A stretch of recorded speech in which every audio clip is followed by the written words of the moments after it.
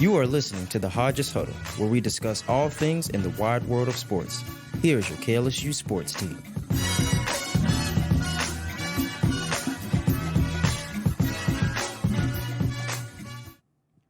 Welcome into the Hodges Huddle. I'm your host, Andre Champagne, and today I'm joined by Nathan Messina and Jaden Smith. How are we doing today, boys? I'm doing good, man. Yeah, can't complain. Doing good, man. Glad to be back on the Hodges Huddle. Yeah, I'm doing pretty good myself. I cannot complain. We got a good bit of topics to discuss this week, so let's hop right into it. Starting off with college football and LSU, they retained the Golden Boot with a win against Arkansas by a score of 34-31. Jaden Daniels started off slow on the first few possessions, then had a stellar performance after the interception. He threw for 320 yards and 4 touchdowns. What did you see him fix in his game to allow him to pop off after the interception? Nathan, let's start with you. I mean, for me, it wasn't even necessarily about what he, fixed to say. It was more about just the fact that he didn't let it rattle him, even in the slightest. I feel like JD5 just does not get enough credit for being one of the toughest players in college football, both physically and mentally. I mean, after that pick, it was like he was just even more locked in.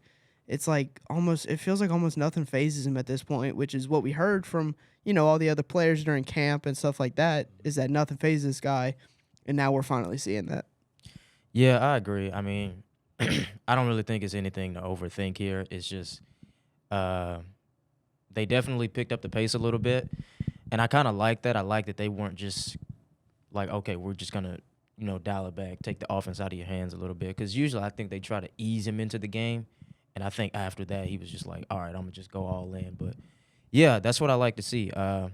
He just kind of got right back to it. And you really almost forgot it even happened. He played so well the rest of the game. Yeah. Yeah, I agree with you. I saw Jaden just look way more comfortable with his receivers in terms of kind of anticipating the routes that they were running. I think we also saw him use his legs once after the interception, which kind of allowed him to kind of spread out and play his own game. But the first few drives, like we said, they were shaky, but I was impressed in the deep ball, especially in this game. I didn't expect to see it as much as we did in this game. But I mean, look at it. I mean, it's starting to kind of be apparent. Starting to come to life. Yeah, it's starting to come to life in almost every game this season now, except for the Florida State game, obviously. But that just says a lot about this LSU offense. But LSU's wide receiver room stepped up big time in this one with big games from both Brian Thomas Jr. and Malik Neighbors. How much of a problem will this offense be if both of these guys can keep it up? I mean, you saw how much of a problem it can be. LSU had over 500 yards of total offense and 4 passing touchdowns, with Thomas and Neighbors getting all 4 of them. They had 2 each. I mean, Brian Thomas, he even had a slightly better game than Malik Neighbors. He had 3 more yards, but on 3 less receptions or something like that. Yeah. I mean, and Neighbors is the top 3 receiver in the country right now. So that just tells you just how good Brian Thomas played. And if they can keep it up, I genuinely think they could be in the conversation for best wide receiver duo in the country. Yeah, I agree. I think if they keep up this level of play, the sky is really the limit for these guys. And to stay on topic with Malik, I mean, this guy, I think he's on pace to win the Biletnikoff this year. I think he's kind of got the award in his hands right now. With all that being said, I don't want LSU fans to get ahead of themselves. This isn't going to be 2019 or anything like that. But this is going to be this is a very good receiving group. And it's great that now all of that potential is starting to come to life and fans are starting to see it play out. Because we knew it was there. Yeah. We just didn't get to see it on a week-to-week basis. Yeah, I love the point that you make there, because we were kind of just wondering, the talent's there. Yeah. It's just a matter of when. When is it going to happen for these guys to break out? And this offense may continue to be the best in the SEC if they can continue to do what they are as terms of, Brian Thomas Jr. and Malik Neighbors. It's even more impressive how they're doing all this with safety help. I mean, you have both guys on different sides of the field, and the safeties are helping almost every play. So if just think if other guys like Chris Hilton could step up, and guys like Aaron Anderson or Kyron Lacey, like you said, it's going to be nightmares for these SEC defenses if those guys can kind of just contribute in any way possible. I mean, I know we talked about the tight ends, but I mean, we got to utilize them a little more too. Yeah, especially 100%. Aaron Anderson, man. I've been high on him since he was at Edna Carr, man, and I am really anxious to see him just get a little bit more involved in that offense. I saw him get a little play. Picked up like 9 yards against Arkansas, I think it was, but a little jet sweep. a little jet sweep. That guy is fast, bro. I mean, like 0 to 60, and Kyron Lacy too, man. Kyron Lacy got a good bit of targets last year. Just feel like he didn't make the most of them, but I mean, man, it's just only a matter of time before he gets clicking as well. Yeah, and just kind of a follow-up on the next one. Do you think they keep it up? Do you think it slows down a little bit, or do you think they're going to just keep going full throttle? I mean, I don't see why not, man. The rest of the defenses you're facing aren't, outside of like Alabama and A&M, it's not really that intimidating. Yeah. I think so. What do you think, Jake? So last season, typically they would have a good game, and then the game after that they wouldn't really play up to that same level. But now I've seen them do it. I mean, I don't know if we want to count Grambling. Yeah, twice. Grambling with then Mississippi State, and then now. So against 2 SEC schools. So clearly they've shown that they can do it. They can do it at the highest level, against the best competition. So like Nathan said, man, I don't see why not. The time to stop is not now. I mean, you're already on the roll, so keep going.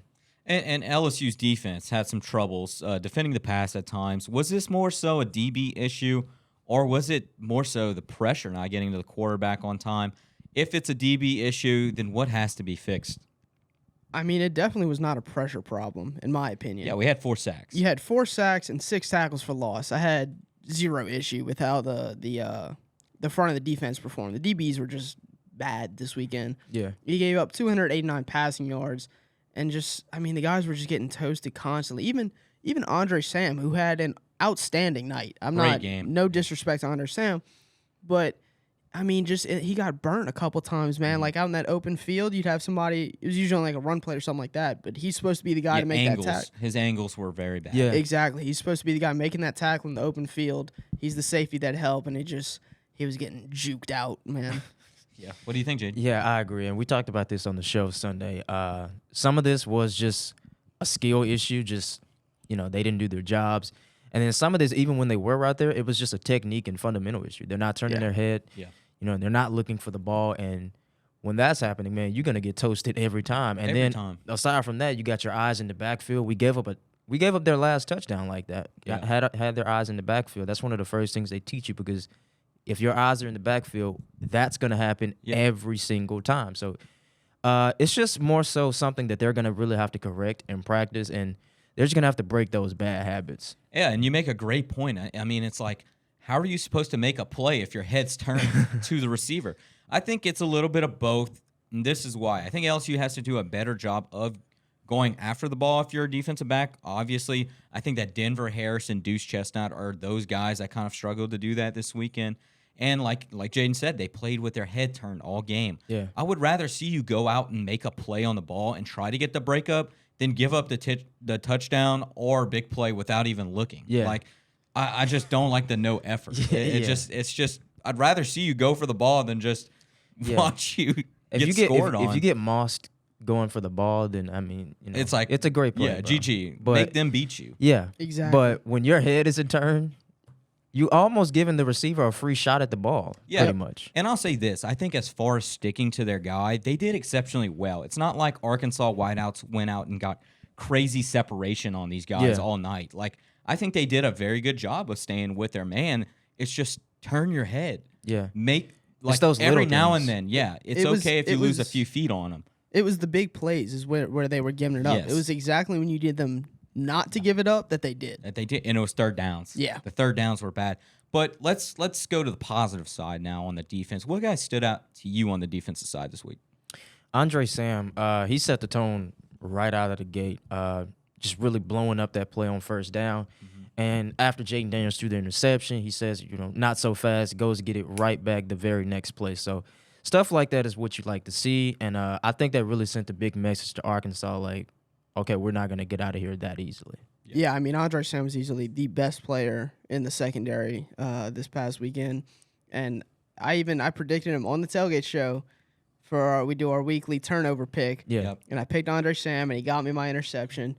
And then he also had 7 total tackles, and aside from what I mentioned earlier, just about him getting, toasted a couple times in the open field, he looked like a dog, dude. He played phenomenal zone. Yeah. If you go back and you watch the tape, he had some bad angles on a few plays. That's gonna happen. He's back. He's getting put back at safety.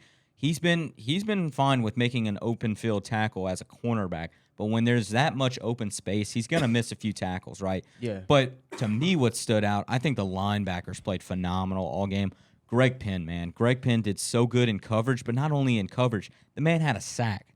And he's a coverage linebacker. I mean, Harold Perkins in his role, he did really great too. I thought also, besides a few plays, like we said, Andre Sam, huge difference maker in the one way that he played zone, and then he anticipated the throws. He got to the guy when he needed to. But moving on to other college football games, Alabama defeated Ole Miss by a score of 24-10.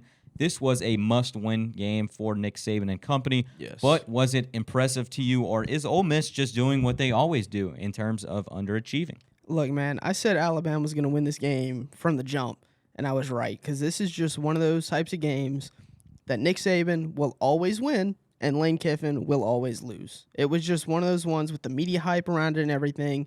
Everybody was dunking on Quarterback play. They were dunking on Nick Saban, saying the dynasty's over. Like, I don't know how people haven't learned this yet. When you count Nick Saban out, that's when he comes right back. And that's exactly what happened. As far as Ole Miss, I think this was their year. This was their chance to beat Bama. This was Lane Kiffin's, the best chance I think he'll get at Ole Miss. And I genuinely mean that. Sad, too. Yeah, and, I mean, classic Ole Miss fashion, they underachieved. Yeah, I agree. I think this was more about just Ole Miss blowing it again, and it's almost like a big brother, little brother type of deal. It's just honestly at this point, they can't get over that hump. It doesn't matter how good the team looks on paper. Something always comes up, when they play against Bama, and really it seems like that for every team, but especially like that for Ole Miss. So it didn't really surprise me. I picked Bama to win. I wasn't even really that hyped or excited for this game, to be honest with you, but yeah, that's kind of what I got from it. Yeah, I mean, like I said, I think it's a little bit of both again. I think that it was pretty impressive for Bama to go out and play how they did after playing so horribly 2 weeks ago. But then again, let's look at Ole Miss. Ole Miss was bound to go and lose a game that was hyped up for them. They go out and do it every single year, and I don't even know why the AP voters give them the time of day. It happens every year. They go into like SEC play ranked in like undefeated like the top 10, or one loss. They're always like top 10, top 15. And then, of course, every single year they lose that first SEC game, or I think maybe they played one before this, whatever. But, like, they always end up losing that big game when they're, like, top 10, top 15. Yeah. I don't understand how people aren't, like, seeing the pattern yet. Yeah, and as for Alabama, I thought they did a way better job of executing on offense, especially when they had to. But for this Ole Miss team, what do you expect from them? Mediocrity for the rest of the year, or are they going to stir the pot up next week with LSU in town? I wouldn't be surprised if they stir the pot up. I mean, it is a home game, and they're playing bad. Yeah, they're playing bad, and they could be looking to take out a lot of that frustration from that Bama loss against LSU. And this is not an easy game for LSU by any means, so I just want to put that out there. But I think LSU gets the job done, but as far as making things interesting, I still think they can make things interesting just because the SEC, it doesn't have that dominant force like it typically does. I mean, maybe outside of Georgia, but their schedule is pretty much irrelevant to the rest of the conference. So I think they can still make things interesting. Look, man, I expect mediocrity from Ole Miss every single year, and every single year they have not given me reason to expect otherwise. I mean, it's the same thing. That being said, I think this will still be a very challenging game for LSU. Yeah. I mean, this is a big rivalry. These two teams hate each other. Like, they're both going to play really hard. Like Jaden said, they're pissed off after losing to Bama. Like, this will still be a really tough game. Yeah, and for this week, like I said, like both of you guys said, I think I expect them to go out and play kind of mad, give LSU a hell of a game. I don't know if they will win, but they for sure will go make it, close. I think Ole Miss being at home helps, but as far as the rest of the season goes, they're going to go out and lose another game or two that they're not supposed to. It's just how it is. That's the Ole Miss way. They're fine with it too, because why? Because we have Lane Kiffin as our coach, and that's good enough for them. But Jalen Milroe passed for 225 yards and a touchdown this week. Does he have to do more for Alabama in order for them to win in the future? I just think that's about what you can expect from Jalen Milroe at this point. I don't think it's going to get much better. Maybe it will, like a little bit. It'll honestly maybe, if anything, it'll get worse, in my opinion. Yeah. But it's going to be about that kind of level of performance. He's just not good, like flat out. He's not that guy. But if he can keep up this like medium kind of decent level of play, and Jace McClellan can keep running for 150 plus yards like he did on Ole Miss, then Alabama, they'll do all right for themselves. Yeah, I think if we're talking about winning and being successful as far as it's Bama, so it's always going to be as far as a national championship. I'm going to say no, and that's just because I have yet to see a team win the college football playoff championship without superior, over-the-top quarterback play. I've yet to see it, and I don't see him being the first to do it. But as far as, I don't know, winning their side of the conference, winning the SEC West, it's possible. Yeah. I think, like Nathan said, I think if he can stay around this level and not turn the ball over, give them way more time of possession than the other team, then they're going to win they're going to win a lot of games. Yeah, that's a good point. Time of possession. I mean, keep your offense on the field as long as possible. Yeah. But I don't think he has to be as great if Alabama keeps up on defense. That defense they have is really talented, and for them to win games, I think you just need consistent and efficient quarterback play. I think there just has to be execution and just some sort of spark there. But it doesn't have to be much more than what he did this weekend. But did Alabama win you back that trust this weekend? No.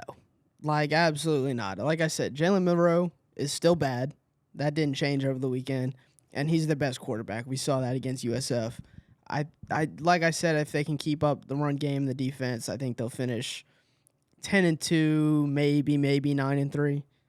I like that. Yeah, they didn't win me back. The game, it didn't teach me anything that I didn't already know. So exactly. Yeah, and I would say not entirely. They don't give me too much trust. I think they're a better team than what people were giving them a lot of criticism for.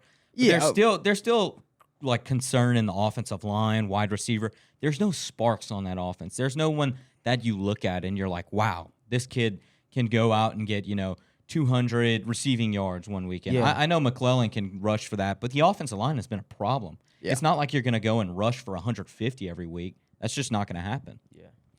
But another college football game that did not disappoint, if you love defense, was the Ohio State and Notre Dame game. Ohio State, on the last play of the game, gets into the end zone on the goal line, where Notre Dame only had 10 men on the field on the stand, which could have helped us stuff. First off, what do you think of this? I mean, this is just pitiful. Look, dude, I said on the tailgate show on Friday that I am not high on Marcus Freeman, and this weekend, he proved me right yet again. Notre Dame fans have insisted for, a year and a half now that they're so much better off with Marcus Freeman than they are with Brian Kelly. And they laugh at LSU at every tiny little mishap. And here we are, and Marcus Freeman can't even put enough players on the field on a game-ending play. The former defensive coordinator can't even field a defense. What are we even talking about? And then what made it even crazier to me was when he tried to justify it afterwards by saying, I didn't want to get a penalty by putting the guy on late. It's the last play. It's the last play of the game, which that's crap for two reasons, dude. First off, you're already inside the one. So it would have been half a distance to the goal line. Yeah, what would it have mattered? It would have been half. You would have had to stop him anyway. Exactly. It would have been half the distance to the goal line, so what? It gives them 2 extra inches? That wouldn't have mattered. And then you're better off with a complete defensive line. Secondly, you only had 10 men on before you called the timeout. Then you call the timeout, you go back out, and you still only have 10 men on. What kind of disaster class is that, dude? So, while Notre Dame fans want to sit here and laugh at LSU with Brian Kelly, they can keep having 10 men on the field, and we'll keep winning the SEC West. Yeah, this is embarrassing. This is pitiful. I'm saying. This is a little league YMCA mistake. I'm not even sure a YMCA coach would do something like this. What do you mean you didn't have 11 men on the field?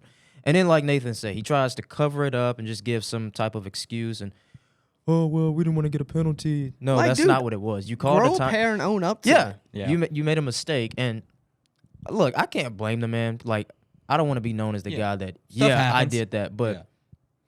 you're the coach. Like, Yeah. if anybody Own should have ownership, it should be you. Yeah, and first off, it was irresponsible in the first half. Flat out embarrassing for Notre Dame because as far as getting into the playoffs, you had to win this one. And something as simple as that gave you a chance, and you blew it. Yeah. You blew it like that. All you had to do was have a shot at the playoff. To have a shot at the playoff Was win this game. or just at home. put an extra man on the field. At home. I mean, Christ. 1 second. Absolutely ridiculous. The whole drive, the last drive was pitiful from Notre Dame. First, you can't let them convert a 4th and 8. Yeah, Let's- not yeah, with we 30 can start seconds right there. left. Yeah, but let's talk about this now. Does this show that Marcus Freeman isn't ready yet to compete with the big boys? Okay, so I Here know we I go. just went on this big old rant Yeah. on Marcus Freeman, but you do have to give him credit where credit's due. This team has improved since last year. They do look better, in my opinion, and he had Better. They look better, and that's he's a second-year head coach. You got it. Better is a good thing, no matter what. So, he still had an incredibly competitive team. They had a really, really good game Yeah, against Ohio State, who was also a really, really, really good team. yeah, Things like just 10 guys on the field. You hope, as a Notre Dame fan, you hope that's it's inexcusable, but you hope that that's part of like being a new young head coach and that he'll grow out of those mistakes and things like that. But it does not look good, man. Yeah, you hope that's as low as it gets if Yeah. you're Notre Dame. I'm gonna let you go first. yeah. I think this is a growing pain. They're not gonna make that mistake again. Yeah. God forbid. But yeah, I think. Look, I'm gonna say as far as the big boys go, those coaches are not sending 10 men out on the field. Yeah. I'm just That's gonna put true. it to you as simple like that. I mean, you can't make a mistake like that. This is Yeah. And it shows, look, you have to learn your situations. Yeah. You have to know what's going on at all times. Hold the guys accountable. I know that it wasn't just strictly your fault, but that's your coaches, that's your defensive coordinator, that's that's everybody. That's everybody, your defensive line coach. These guys are communicating at this point, and they're not just simply counting every play. You should be kind of like it's every play. Like counting to 11 is not that hard. I was never high on Marcus Freeman, but Notre Dame has seemed to kind of stay at where they are in terms of success. They've never been able to win the big game, and this kind of proves it. Now that they have an elite quarterback, they still can't do it. And they blamed it on Brian Kelly, and here they are. Doing the same thing. The same in thing. year 2 without Brian Kelly, and they still can't win the big game. Yeah, so Ohio State down the line, will they beat Michigan and Penn State? These are not guaranteed wins. no, Ohio State? Okay, well, look, I do think they beat Michigan this year. really. I do. The last time Michigan beat Ohio State 3 years in a row was 1997. I just don't see it happening. I mean, this is the biggest, most heated rivalry in college football, and I don't see Ohio State losing 3 years in a row. As far as Penn State, I like the Nittany Lions right now. They had a good showing against Iowa. They haven't been, but they haven't beaten Ohio State since 2016. I think maybe they can pull it off this year, but Yeah, we'll see. we'll see. Yeah, I think they lose to Michigan. I don't think the whole 1997 thing is like, I get it. It's almost like too good to be true because before last year, I think they put up a graphic of like their all-time record. And I was so used to seeing Ohio State win the matchup year in, year out. I thought the record was just like a landslide. And I think Michigan is actually ahead in the all-time matchup, if I'm not mistaken. So that was very shocking to me. But I think Michigan is just the more complete team. I think they're the better team, the more physical team. I think they're not the more battle-tested, but I just think they're a better team than Ohio State. And Ohio State has not shown me anything to just be aware of or afraid of or anything like that. I mean, Marvin Harrison Jr. is not going to – he can't win you the game by himself. It's Ohio against the world, man, And like he's been- Ryan Day said. And he's been slow. I mean, Marvin Harris can't win you a game. I mean, he's by had himself. some big games against cupcake opponents. He's exactly. He's only had 300 yards so far. But this is the biggest question in the Big Ten is, can Ohio State actually beat Penn State this year, in my opinion? My short answer is no. They're not going to beat both of these teams. I think Michigan is just too experienced to lose to them this year. And I'll say Penn State and Ohio State is really a toss-up right now. I mean, I agree. You can't really look at it and say, hey, what's going to happen here? But it's going to be interesting. But lastly, give me your Heisman pick through week 4. I'm going to go with Caleb Williams. Caleb Williams is 4-0 right now. Week in, week out, the guy makes amazing plays. I mean, yeah. Behind him, I would put Michael Penix Jr., but it's pretty cool seeing a 2-time That's Heisman who I'm winner, going bro. with. I'm going with Andre's infamous dark horse. Dark horse, baby. Mr. Michael Penix Jr. He's playing like one of the best quarterbacks in the country right now. I mean, he leads the country in passing touchdowns, yards, and yards per game. He's second behind Caleb Williams in passing efficiency. I think he might have nailed it, Andre, with that dark horse prediction, man. I'm keeping my fingers crossed. I'm going, obviously, Michael Penix right now. But here's the thing. This guy's been benched in every single game that he's played. And he's still leading in all these categories. It's pretty amazing. Not just like in the Pac-12, in the country. In the country, yeah. It's just funny. I think that he's got a good lead on Caleb Williams. I think Caleb Williams is right behind him. And then guys like Jordan Travis and Bo Nix are kind of in the mix. But, man, Michael Penix, shout out to that guy. He's gone crazy. But let's shift over to the NFL. The New Orleans Saints blew a 17-point lead to the Green Bay Packers, where New Orleans just did an awful job of managing the game. Quarterback Derek Carr also goes out with a shoulder injury. He's expected to miss some time, so let's just get right into it. How much trouble are the Saints in with Jameis Winston taking over the offense? Jaden, I want to start with you. I don't think we're in that much trouble, to be honest. For one, he sprained his right AC joint, and he's considered week to week. And they're saying it's not that serious anyway. I think we're already first of all, we're in the worst conference in the NFL. Let's get that out of the way. I don't think we're going to have to be playing catch up with the rest of the teams in the conference. Not the conference, the division. But I just think the team is good enough, and I've seen Jameis play with these guys, so I think Jameis can get us a win or two before Carr gets back out there. So as far as that goes, I don't think we're in that much trouble. What I am worried about, though, is this offensive line.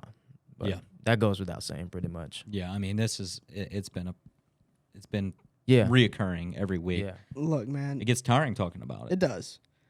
With Jameis Winston at the helm of this offense, crab legs. I cannot understate how much trouble the Saints are in, dude. Really? Dude, I cannot stand Jameis Winston. I don't think it's that bad. I don't think it's... Dude, he looked awful on Sunday. He looked god awful. He looked like he's about to poop his pants out there. I mean, they just threw him out there. You're an NFL quarterback, dude. He's 30-something years old. You can't be that nervous going. Like, that's what you're there for, is for if the quarterback gets hurt to go in. You can't be that nervous. Bro won a Heisman. And it's also he did win a Heisman and a national championship. Like, where is that? Where's that confidence at? Exactly. It's also just clear as day to anybody watching that Pete Carmichael does not trust him, like, even in the slightest. And I'm not going to sit here and say that Jameis, like, lost us the game or anything, but he definitely did not help, dude. Some of those throws were like, I'm like, dude, like, how did you even, like, did you lie on your job application? Like, what are you doing out here? It's funny that you say, like, Pete Carmichael doesn't trust Jameis Winston. I don't even think Pete Carmichael trusts himself. Yeah, clearly. To call plays right now. Talk about lying on your job application, bro. That guy, imposter. I think the Saints are in a lot of trouble right now with Derek Carr gone. Not only does this offense lose their veteran quarterback, they go back to a guy that he's shown that he can't really be that great for you. And without a quarterback, you saw how bad this team was for just a quarter. Now think of that for 4 games. Think of that for 4 games. We're basically about to watch that fourth quarter. I ain't watching. For 16 more quarters. I'm not watching. 4 games? Not. But 4 times 4 is 16, right? Yeah, we think it's going to be 4 games? 4 games he's expected to be out. That's what they said. I don't know. Because, listen, as far as the whole week-to-week thing, I've heard that from Dennis Allen a million times before, dude. I've heard that from the Saints. I've heard that from the Pelicans. I don't even trust New Orleans medical staff. Week-to-week in New Orleans is they lie. That's year to year, bro. They lie to you. Yeah, it's year to year. They just lie. So I do not care about week-to-week. I'll believe it when I see it when Derek Carr is back on the field. Yeah, so you get Alvin Kamara back this week. That's the good thing. How important is that with Derek Carr out, and how much of an impact do you expect him to make right away?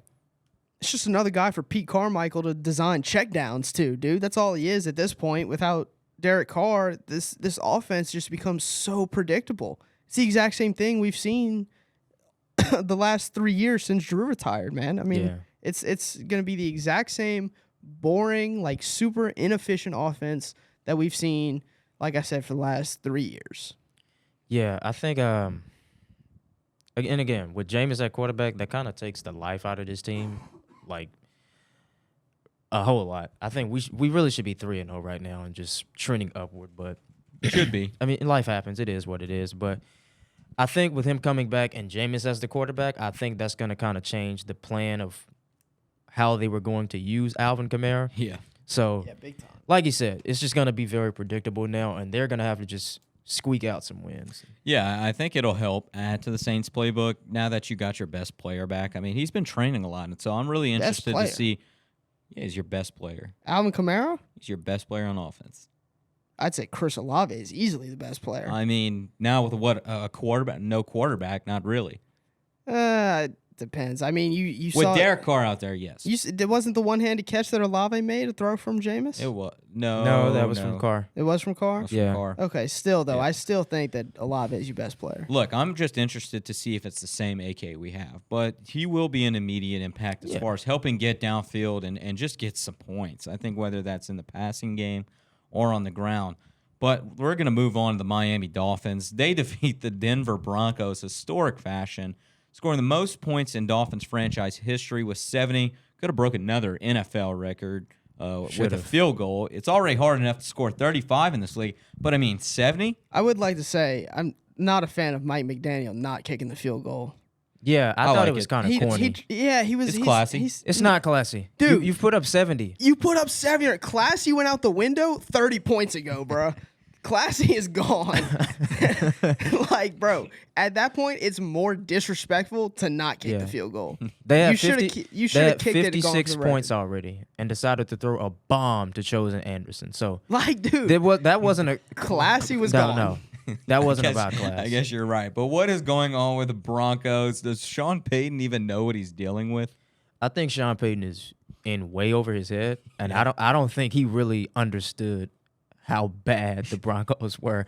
I think he walked in thinking, I'm Sean Payton, I'm gonna be able to change this thing around, and He thought, I'm Sean Payton. Yeah. I got to bring Marquez Callaway, Adam Troutman, and the whole squad over here. Will Lutz. Yeah, bro, I don't know I just what think, he's doing. Yeah, I don't think he realized how bad they were. No, I honestly man. think that's what it was. And like you said, Jane, he's in over his head.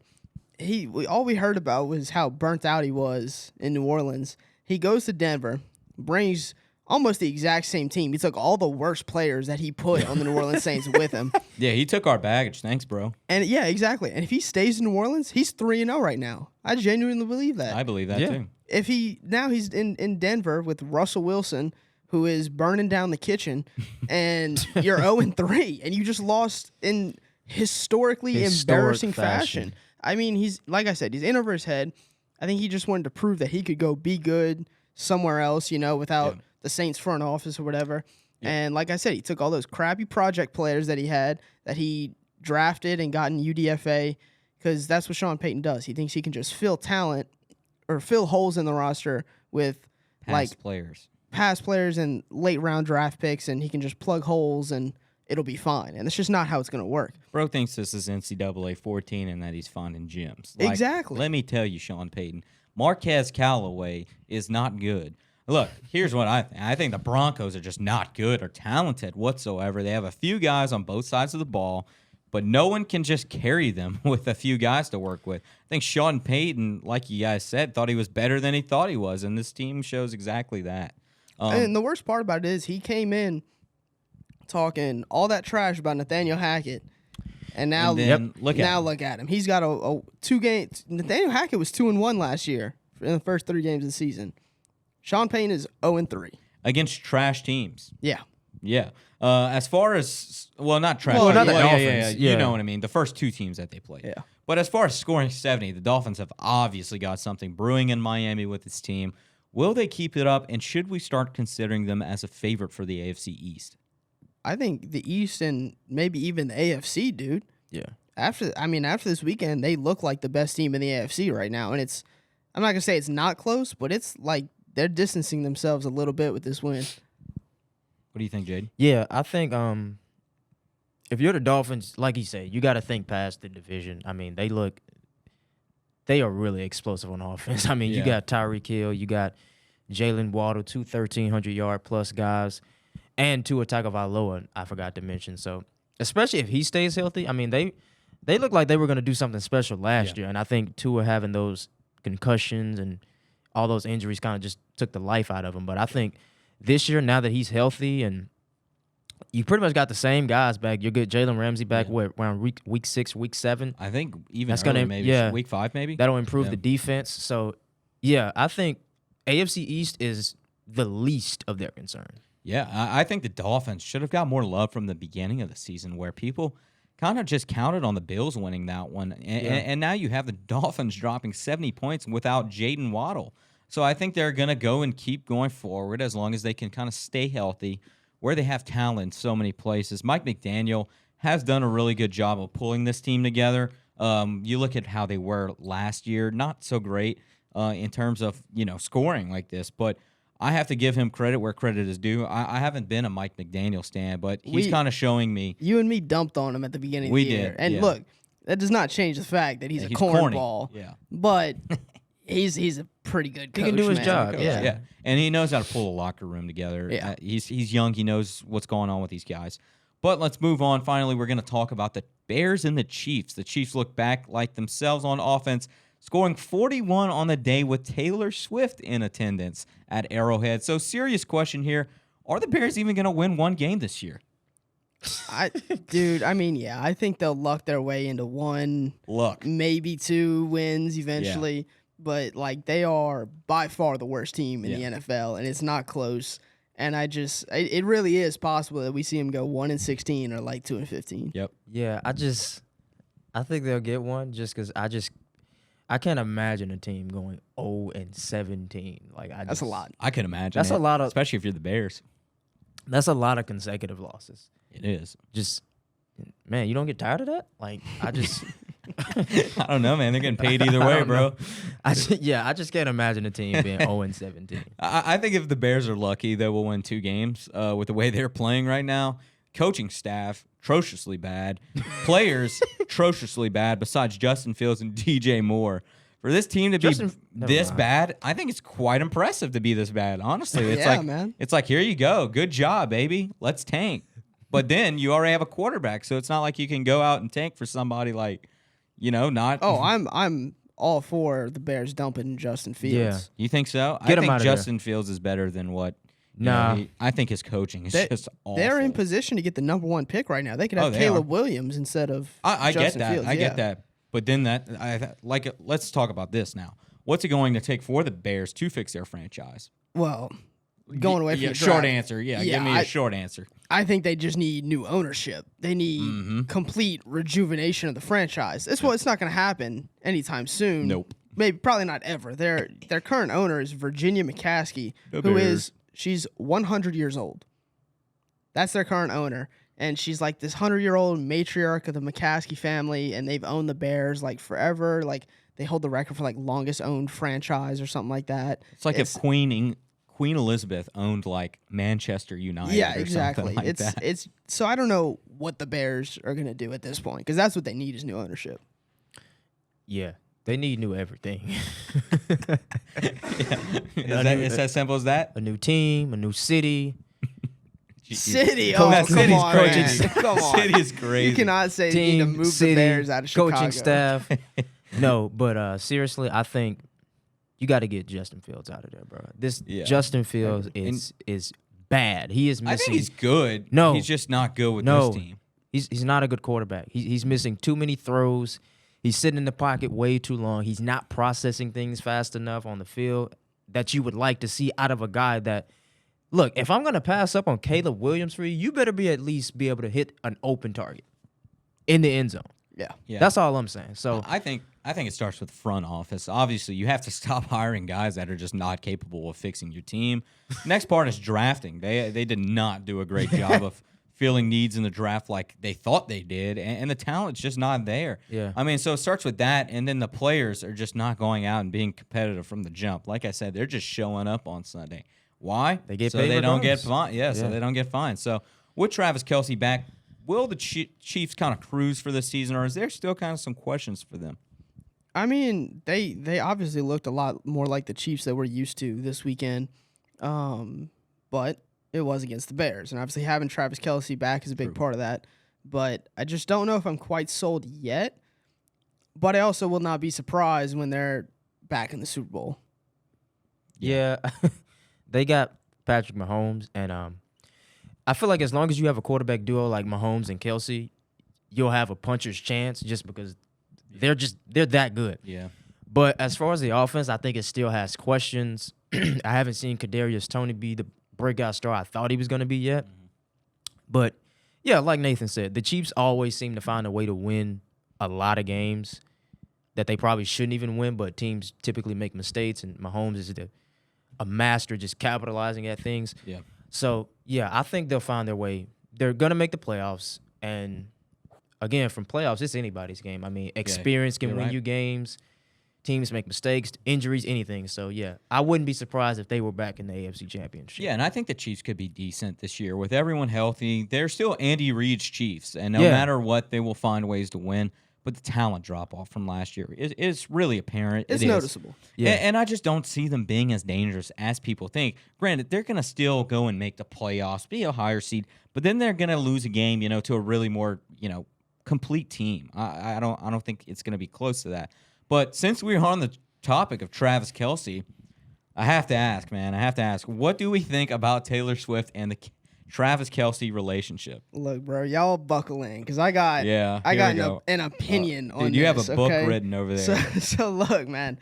Like at first, I thought this was like the most annoying thing ever, and I still think it's pretty annoying. Yeah. Like, dude, I got a video saved on my phone of me scrolling through Instagram, and it's 4 straight videos of the exact same video in a row from 4 different accounts of Taylor Swift and Travis Kelce walking through the hallway, not even holding hands. They're literally just walking next to each other. Like, I do not care.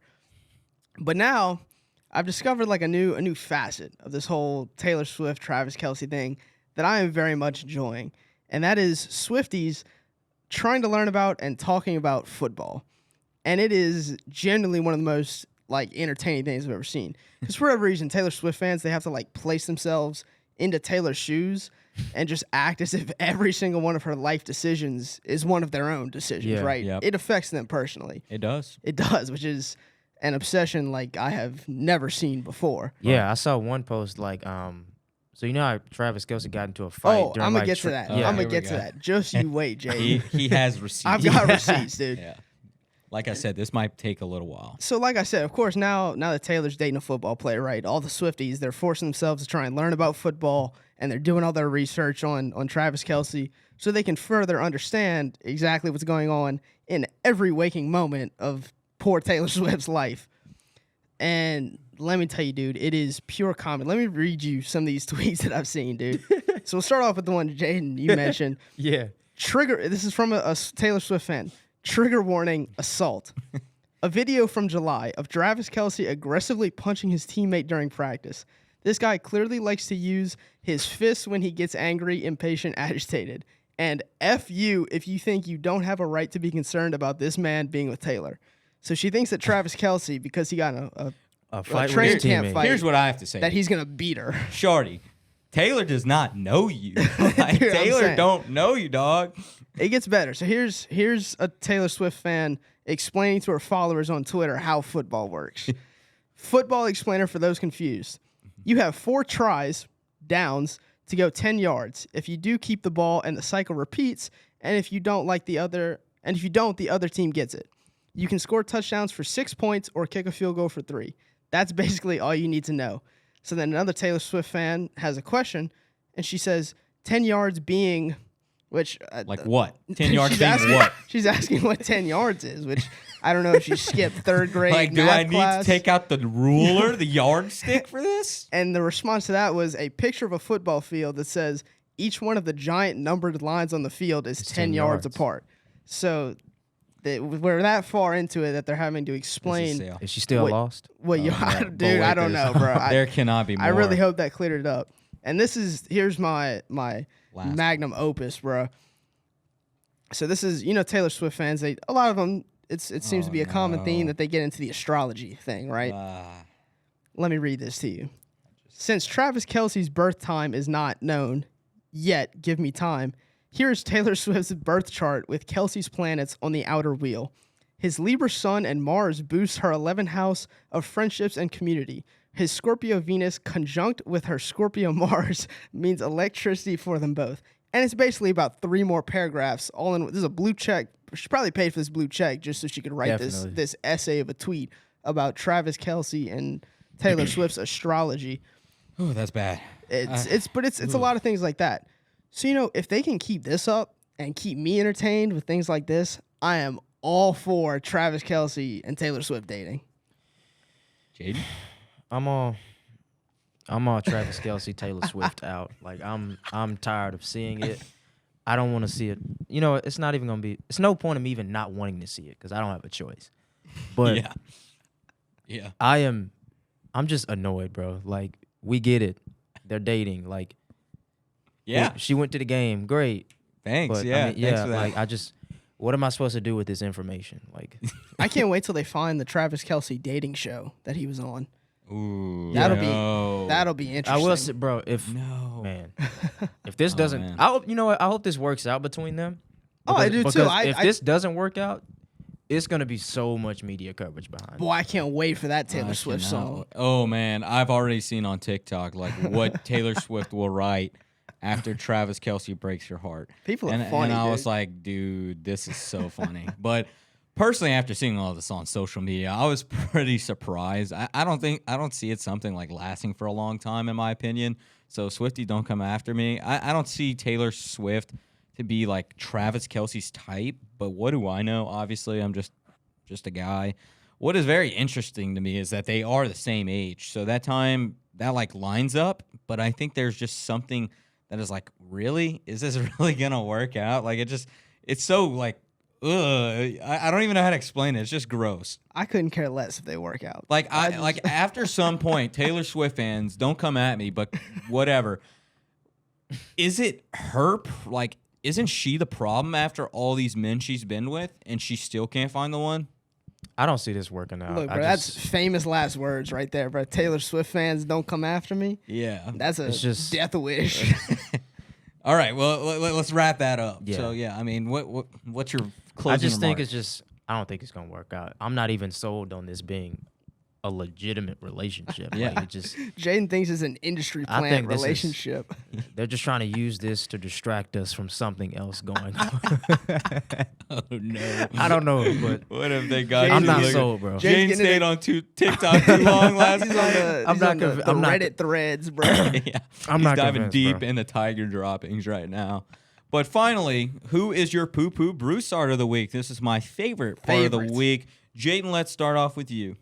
Who's your poo-poo Broussard of the week? Travis Kelce. Oh, no. Travis Kelce. Yeah, we might not see Jaden again either, dude. Oh, no. I'm going to go and say Marcus Freeman for me. For a coach to not try and get his last substitute on the field, what was going to be the last play, like no matter what. Like I said, makes no sense to me. You get the penalty, whatever, you had to stop him. But don't go out and make excuses to why you didn't have 10 guys. I agree. Yeah, there's a lot of great candidates for this week's There Poo-Poo is. Broussard of the week. You had Deion Sanders. You had Shiloh Sanders. too. Shiloh Sanders. You had talking all that man. smack. He was crazy for that. That's a bad You look. could have had Sean Payton, the grown man. That's too easy, you know? It's too easy. That's but too easy. He's definitely a good candidate. Could have had Pete Carmichael, like we talked about earlier. My Poo-Poo Broussard of the week is going to be Kirk Ferentz, the head coach of the Iowa Hawkeyes, for anybody who doesn't know that. Came out a while back that in his contract, it says that if Iowa does not average 25 points per game this season, he's fired. No shot. Yeah, that's like an actual thing. The Iowa has to, they have to average 25 points Why per do game. we not know about this? Or else his contract will expire on June 30th, 2024. So if he doesn't average 25 points per game, he's done. After this weekend's shutout loss against Penn State, the Hawkeyes are averaging 21.3 points per game. So not only is Kirk Ferentz my poo-poo Broussard of the week, he's on probably the hottest seat in American sports. Well, that's a great way to wrap up a podcast, man. That sucks for him. Yeah, for him, man. They better get rolling. They better start scoring some points.